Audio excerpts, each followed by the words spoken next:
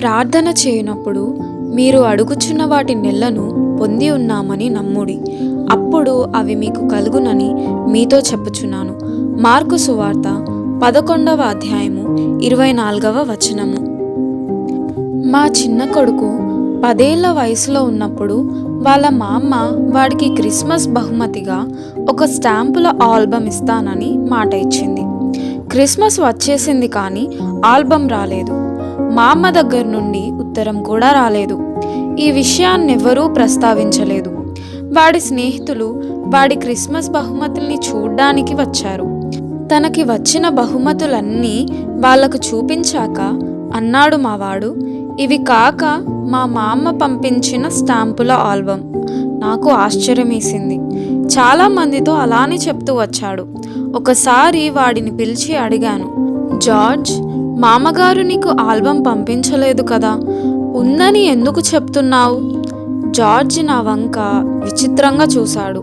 అసలు ఆ ప్రశ్న అడగవలసిన అవసరం ఏమొచ్చిందన్నట్టు ప్రశ్నార్థకంగా మొహం పెట్టి అన్నాడు, అదేమిటమ్మా, మామగారు పంపుతానని చెప్పిందిగా, చెప్తే పంపినట్టే. వాడి విశ్వాసాన్ని వమ్ము చేసే మాట ఏమీ అనడానికి నాకు నోరు రాలేదు. 1 నెల గడిచిపోయింది. ఆల్బమ్ జాడలేదు. చివరికి ఒక రోజున జార్జ్ విశ్వాసం ఎలా ఉందో చూద్దామని కొంత, నిజంగానే ఆల్బమ్ ఎందుకు రాలేదా అనే సంశయంతో కొంత వాణ్ణి పిలిచాను. మీ మామగారు నీ ఆల్బమ్ గురించి మర్చిపోయినట్టుంది. లేదమ్మా, జార్జ్ స్థిరంగా జవాబిచ్చాడు. ఎన్నటికీ మర్చిపోలేదు. నమ్మకంతో వెలిగిపోతున్న ఆ పసిమొహాన్ని చూశాను.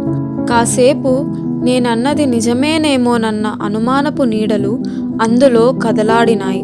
అంతలోకే మొహం కాంతివంతమైంది. అమ్మా, ఆల్బమ్ గురించి థ్యాంక్స్ చెప్తూ మామగారికి ఉత్తరం రాస్తే ఎలా ఉంటుంది అన్నాడు. ఏమో, ప్రయత్నించి చూడు అన్నాను. ఒక గొప్ప ఆధ్యాత్మిక సత్యం నాలో ఉదయించింది. జార్జి నిమిషాల మీద ఒక ఉత్తరం రాసేసి పోస్ట్ చేశాడు. ఈల వేసుకుంటూ మామగారి మీద తనకి ఉన్న విశ్వాసంతో తేలిక హృదయంతో వెళ్ళిపోయాడు.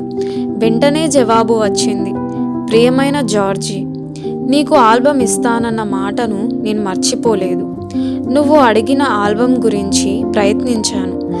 నీకు కావాల్సింది దొరకలేదు. అందుకని న్యూయార్క్ వెళ్ళాను. క్రిస్మస్ గడిచిపోయాక తిరిగి రాలేకపోయాను. అక్కడ దొరికింది కూడా నువ్వు అడిగింది కాదు. అందుకని మళ్ళీ మరొక దాని కోసం రాశాను. అది ఇంకా రాలేదు.